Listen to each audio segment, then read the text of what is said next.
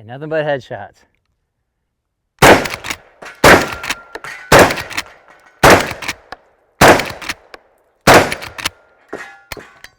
Man, I got sunscreen in my eye. That's what caused that. Sad thing is I really do have sunscreen in my eye. Hey, thanks for tuning in to Twang and Bang. A casual observer might be worried that I'm shooting steel at such a close range with a center fire rifle, but I wasn't. I was using a shotgun, a lever action shotgun, made to the same quality standards that Henry Repeating Arms is legendary for.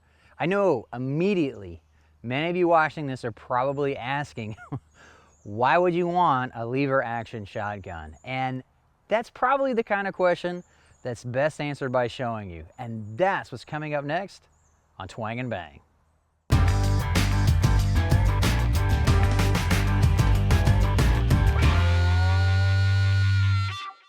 The lever action 410 might be Henry's first repeating shotgun, but it should look very familiar to fans of the brand. That's because it's based on their very popular 4570 government centerfire rifle. In fact, if you set the 20-inch version of the 410 next to their 4570 carbine, you might find yourself reading the barrel markings to know which is which. This is the long version, with a 24-inch smoothbore barrel ending in an Invector-compatible screw-in full choke. The muzzle's topped with a large brass bead, the only sight on the shotgun. In fact, the blued steel receiver lacks the pre-tap threads to attach a scope mount common to most other Henrys because the super long sight radius is more than adequate for well-aimed shots. As you would expect from Henry, the forend and buttstock are made from beautiful American walnut. A ventilated rubber recoil pad does feel nice on the shoulder, but the 7.54 pound weight of this 24-inch 410 does most of the recoil control. The underbarrel magazine holds 5 of the 2.5-inch shells the lever action 410 is chambered for, with dozens of loads available for it. I narrowed my test ammo down to these 6 as they represent a pretty good sample of the ordinary as well as specialty loads this shotgun can shoot. Turns out I have no problems loading 6 into the tube, so that when I cycle one, the tube is loaded with the 5 that Henry says is okay for it, and I got 1 in the chamber. Then I could drop the hammer gently down if I want to be walking through the woods with 6 shots, whatever. The really cool thing about this, it doesn't have a shotgun trigger at all. It's got the trigger from their 4570. It's got a center fire rifle trigger. It's nice, light, crisp, but it has a transfer bar safety in the hammer, meaning that I have to have that trigger pulled all the way back in order for the hammer to be able to hit the back of the firing pin.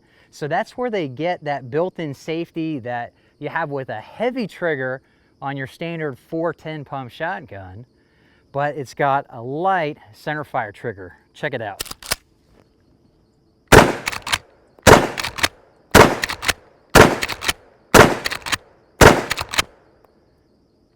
And it's just nice. And because this is basically the 4570 government gun, it's got some decent weight to it, and it just erases what little recoil 410 already has. Super easy to shoot. It's gonna be my first time shooting steel, and I have it all freshly painted.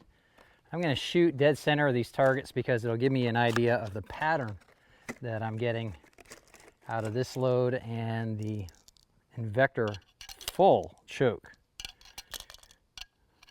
3, 5, 6 rounds, 5 targets gives me a gimme.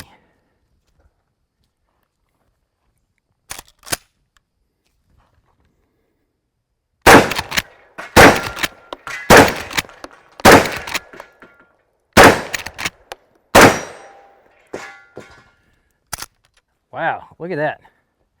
That's about 10 yards. That's a nice pattern. And those 2 shots are right at about 15 yards. Nice, super nice. That's really tight. I'm gonna be able to get a lot more yardage out of that choke for smashing clays or for hunting small game, no problems. All right, we're getting serious. This is number 6 shot, high brass. because these are set up from a match and for a match. I'm not going to mess with the tuning. Actually, I tried to twist it with my fingers. It's not happening. I'd have to go get tools to do it. So we're just going to use more power.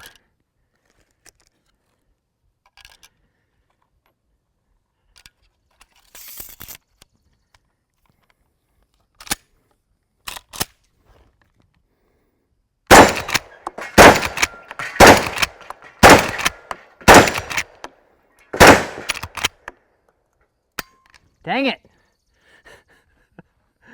You know what's so funny is this is number 6 shot high brass. Woo, that looks fun. And you know, it's not like going from low brass to high brass in a standard pump shotgun. Well, it's 410 anyway, but this is a meaty gun. I mean, it's not super heavy, but I didn't even notice a difference in the recoil, but you could see a difference down there, that was for sure. Texas Star is going to reveal just how much slower I am with this than with a pump shotgun. I'm definitely faster with the pump shotgun than I am with this right now. But there are shooters who are lightning fast with the lever gun. I'm not there yet, but this is still going to be fun.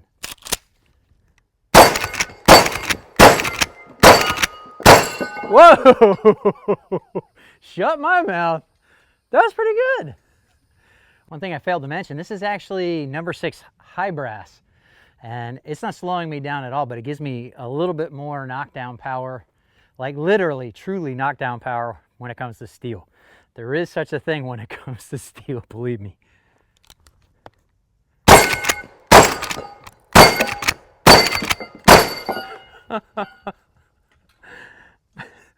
The sunscreen on my hand, like I'm sweating and it's dripping down my arms and my hand slipped out of the lever. No, seriously. That was sunscreen's fault again. Clearly this shotgun can shoot birdshot, but let's see how it performs with other popular hunting and self-defense loads. This is Federal 410 handgun buckshot. Whoa, nice. That's excellent. Wow. I got more ammo than I have targets, so I'm going to stick with this target. This is Federal rifled slug, and it's no problem shooting it out of a full choke.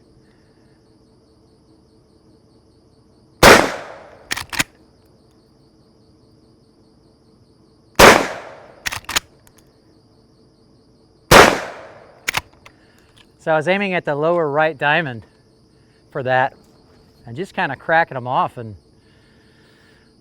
that's great. Whether that's a deer standing that close or a two-legged critter that I need to take out, that's perfect. That's great.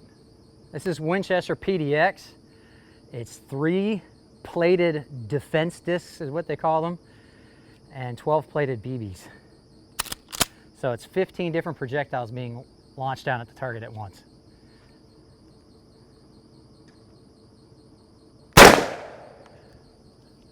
That worked.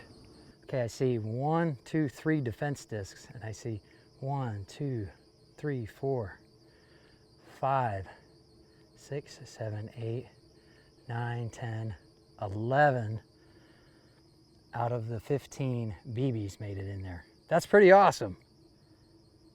This is Hornady triple defense. It's got 1 .41 caliber FTX lead slug from a muzzle loader and 2 .35 caliber round balls.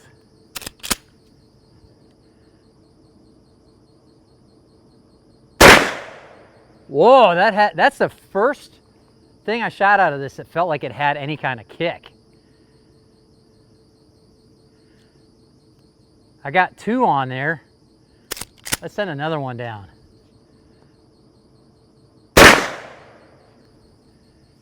Okay, so this is shooting way low, and it's a big spread. It's kind of a cool idea, but I wouldn't shoot it out of this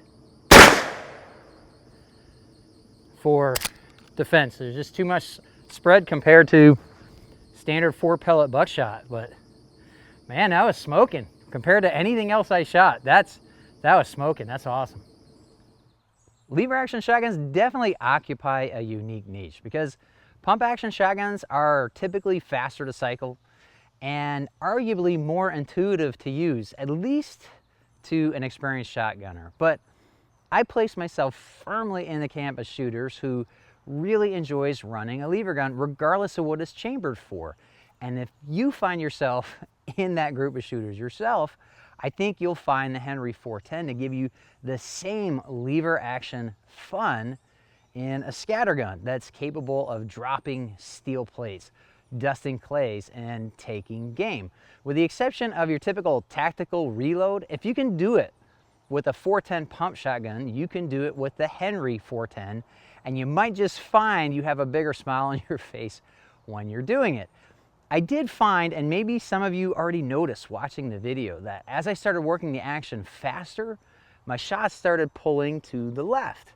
And watching the video, I figured out why. I am not blaming the shotgun for this. This is a form error that revealed itself from using a lever action shotgun. And that is, when you're cycling a lever gun, your shoulder, where the buttstock is going to move. You can't keep it still.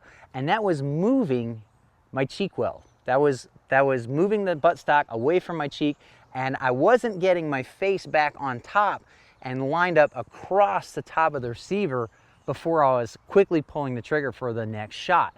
And you can see it for yourself. Just put your finger, line it up with something, move your head to the left a little bit, and you're gonna have to move your finger to the left to line it back up. You turn your head where it originally was, and you'll see you're gonna shift your point of aim to the left if you bring your head to the left. That's what was happening, and that's something that is just a matter of practice and training and should go away. The only reason I even mention it is because some of you watching this, if you get this, you might experience the same thing where as you start going faster, you're gonna see your point of impact shift to the left. That's what it is. You need to get your head down, looking across the top of that receiver and seeing that bead before you pull that trigger, or you're gonna be aligning that bead too far to the left to hit what you're aiming for. MSRP on the 24-inch is $902, and it's $850 for the 20-inch. The trick is finding them in stock. I'm gonna keep a list of places that you can find it in stock up to date, hopefully, in the video description, so be sure to check that out below. Be sure to follow me on Facebook and Instagram. You can see the links right here, and be sure to click right here to subscribe so you can catch my next videos on bows, guns, and other cool stuff. I really appreciate you watching Twang and Bang, and hope to see you next time.